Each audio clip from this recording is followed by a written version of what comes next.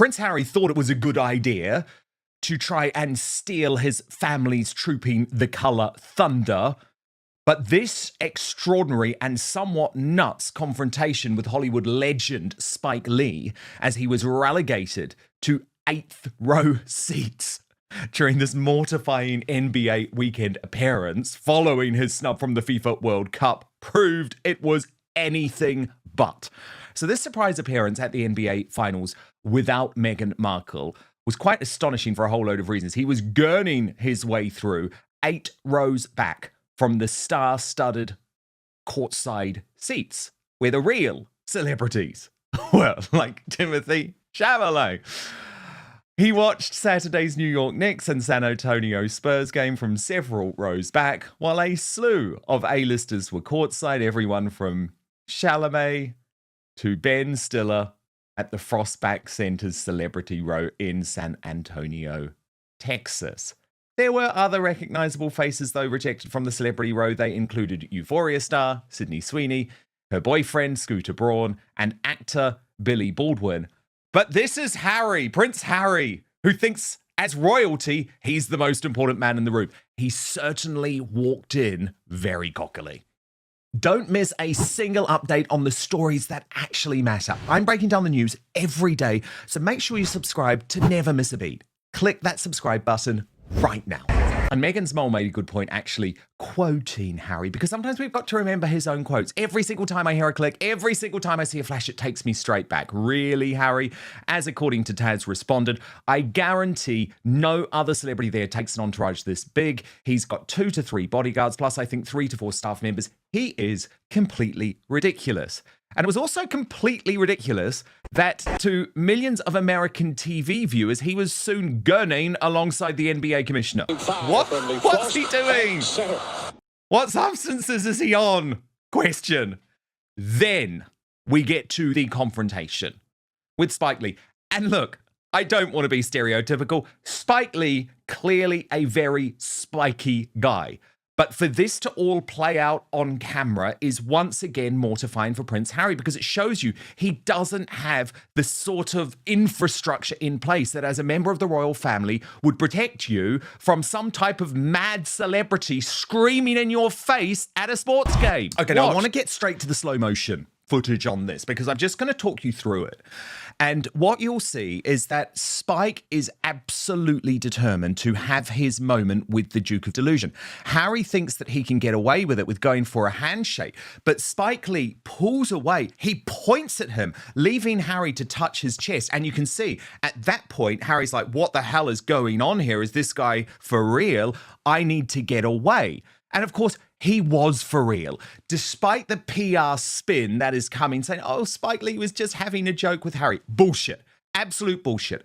This is a Hollywood celebrity so furious with Prince Harry's dodgy online behavior that in the past, he even raised it directly with Prince William. We've got the receipts proving that. Look. Royal YouTube sensation Lauren the Insider with me now. Lauren, this was an absolutely calamitous night for Prince Harry, but I think the fact that we've now got to the stage of major Hollywood celebrities going for him on camera while his team seemingly allow it to happen prove that he is not in a good place. This is terrible. I mean, you were a PR professional, Lauren, for years and years and years. If you let your client in this type of situation and it was filmed, I mean, isn't that some type of sackable offense?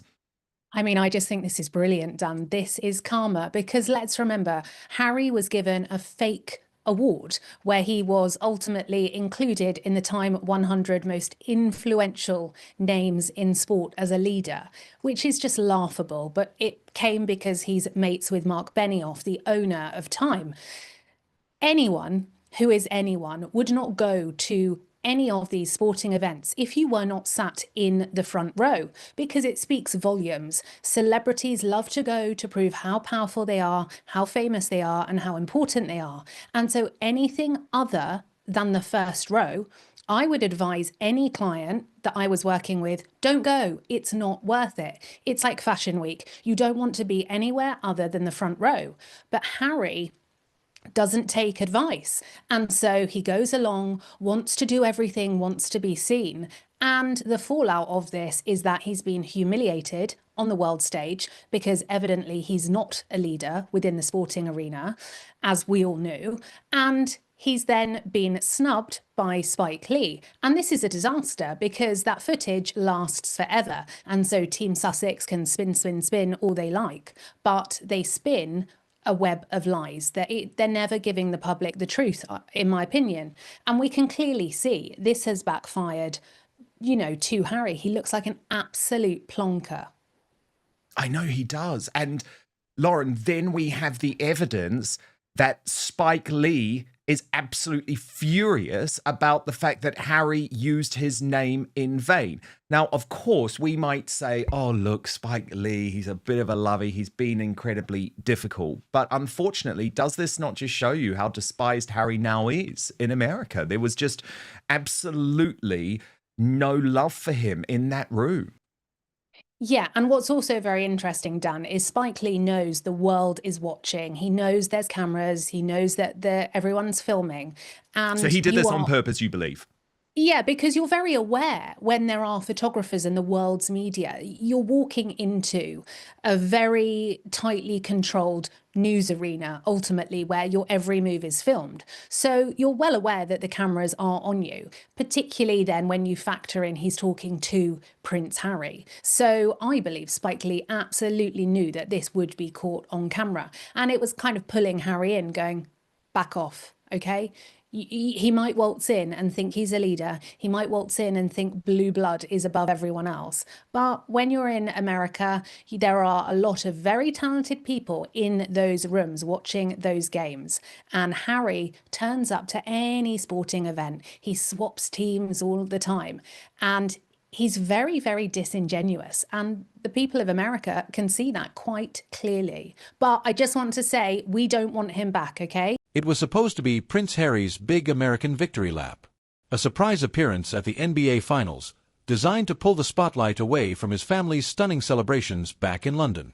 Instead, the Duke of Sussex found himself suffering one of the most mortifying, public, and completely unscripted snubs of his entire life, and it was caught in high definition. Let's look at the absolute car crash that Prince Harry was during the weekend in Texas. While the rest of the royal family was looking flawless at trooping the color, Harry was busy gurning on camera at a basketball game. But the moment everyone is talking about is his bizarre confrontation with Hollywood legend Spike Lee. If you watch the footage, Harry swaggeringly walks up to greet the director, expecting the usual royal treatment. But Spike is having none of it. He pulls away, points directly in Harry's face, leaving the prince clutching his own chest in pure, unadulterated awkwardness. And despite the desperate Sussex PR machine trying to spin this as just a joke between friends, we have the receipts proving Spike Lee actually has a long-standing, very real grudge against Prince Harry. This isn't just a random basketball spat. This goes back years. We actually have the footage of Spike Lee recounting a conversation he had directly with Prince William. Spike literally stopped William to deliver a message to his brother, asking why on earth Prince Harry had been using Spike Lee as a fake alias to set up a private Facebook account. You cannot make this stuff up. Prince Harry, a literal British prince, using a legendary black director's name as a cover to browse social media in secret. Spike Lee was clearly baffled and irritated by it, even bringing it up to the future king. So when Harry approaches him courtside, thinking he can just charm his way through it with a quick handshake, Spike sets him straight. It shows you the sheer lack of protective infrastructure around Harry now. As a working royal, Palace PR would never let you walk into a situation where a global celebrity could humiliate you on camera. But in Montecito, you're entirely on your own. Yeah, absolutely not. We don't need that stress. Absolutely not. And remember, Lauren, the whole reason that he was doing this NBA Finals is to try and make the point, oh, it doesn't matter that I haven't been invited to the FIFA World Cup, which would have been the much more obvious event for him to be at over the weekend, given this sort of English royal connection with football, but FIFA did not want him there. There is a financial aspect to this too, though, Lauren. Hans made the good point that Harry sitting in the 8th row makes sense because he probably can't afford courtside tickets. She says that NBA Finals and Championship Series courtside seats go for $100,000 to $200,000, and I doubt that he can afford that either. Whereas obviously for a celebrity like Chalamet or Taylor Swift or Kylie Jenner or Ben Stiller, they are so rich, Lauren, that is just pocket change. Yeah, it's also like things like the Met Gala. They're very, very expensive to attend, but these kind of PR activity in your diary, it's an investment because when you are front row and you are the first row, that speaks volumes. I cannot stress enough how disastrous it is to be on the 8th row. Just don't bother going. You would not see Jay-Z and Beyonce sat there. And this is why it's so clear that Harry's mate whacked him into this list to do him a favour with Time magazine, because anyone that's in that list, they would not be in the Time magazine list. Anyone that's earned their place in the sporting arena, they would not be sat 8 rows back at all. And you make the good point about the financials. This is a couple that spend money quickly and they don't earn money quickly. I always said to clients when they were earning big bucks, now is your time to save. Put your money away. Never, ever spend when you are at the top of your game, because you need to be making provisions for when the work dries up, because it always dries up. No celebrity will stay at the top of their game with consistent earning potential for decades and decades. It will always go up and down. But Harry has not lived in a world where he has gone up the career ladder as normal people do. So he leaves the royal family, makes a lot of money, but spends a lot of money as well. And when you are a celebrity, it is very important to consistently invest, even though I think it's diabolical, things like the Met Gala. But if I were advising someone, I would say yes, for some clients, investing in front row at the NBA or the Met Gala. This is an investment because it's going to elevate your profile. It's going to reinforce you are wealthy, affluent. I mean, all the things I absolutely despise, Dan. But in terms of celebrity and optics, these are very, very important things. But we know that Harry and Meghan have no PR staff. They are totally unmanageable and they've burnt through money.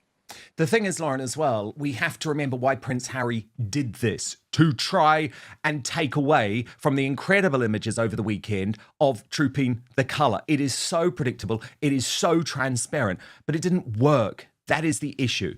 Then, Lauren, he immediately goes to the Warrior Games and he is serving food out of a food truck. I think we can look at some of the footage of this. And it's meant to invoke this idea of cheeky, chappy Harry. So you'll see, Lauren, in one instance, he does that thing where he sort of tries to get into someone else's photo.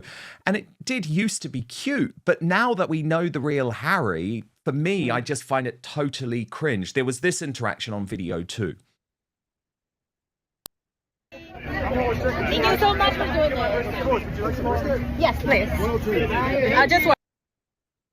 I mean, what did you make of that, Lauren? Him trying to, I guess, now link to the Warrior Games too. Well, it's so nauseating. And I've always said Prince Harry is a construct of palace PRs, the happy-go-lucky, cheeky chappy, naughty prince. It's a construct. That is clearly not who he is. We've seen who he is very, very clearly if we look at everything going on that the mainstream media refuse to actually investigate in detail. And if you were handed anything from him, I would be putting it straight in the bin, because we have seen Meghan Markle didn't even wash her hands during the Netflix filming, and it was absolutely gross. But this is a very desperate move from Harry, because don't forget, we've got Invictus coming up, the pre-press, which will start next month, and he wants to be seen as the happy-go-lucky, approachable, compassionate prince. And whilst the mainstream media might parrot out that absolute tosh, the rest of the world have their eyes open and can see that the person that Team Sussex or the Palace are trying to present to us simply doesn't exist. And like you made the great point, we had Trooping of the Colour, and we saw Prince William, Catherine and the children. They just looked, it gave me goosebumps, Dan, and I'm very critical of many members of the royal family. But when you see Prince William and Catherine, they're my hope. I pin my hope on them. It was like a Disney fairy tale, flawless, incredible, stylish, and what the future will look like. And then you see Harry trying to recreate the kind of things that Prince William has done, where he's been serving food and taking orders from people. And it just doesn't work with Harry anymore. There isn't the interest there whatsoever. He could have been on that balcony, but he wouldn't ever work with people, it was Meghan's way or no way. So he has now tried to leave the institution, but cherry pick parts of it that he wants. Like Taz made the point of in the tweet, it triggers him so much, the cameras. He's like a rat up a drain pipe with a camera. He cannot help but jump in front of one. I have no respect for Harry whatsoever. If he had left the family, Dan, and he had truly done a life of service and wasn't grifting for press coverage, I would, despite the fact I don't like him and Meghan, I would not be too proud to say I respect their charity work. But everything is just for money and fame with these two. 100%, and there is nothing to respect with their charity work. It doesn't exist. The charity is now Harry and Meghan. Lauren, I did want to speak about Trooping the Colour because there was quite a horrible moment, actually. I was very, very uncomfortable with it. And it is when these anti-monarchy cretins, and obviously they have a right to protest. You know, Lauren, I'm a free speech absolutist and I believe in protest and I hate the fact that the UK is cracking down on protest. However, it's not about whether they are allowed to do this. It is about whether they have any human decency. And let me tell you, booing 3 young children right to their face, getting up on their grill at an event like that is actually completely despicable. Now, again, I stress, it's free speech, but it's cretinous, and I can hate it because it's very anti-British. We've always come together for these big royal events, and it's one of the reasons that the royal family do feel like they can be so close to us.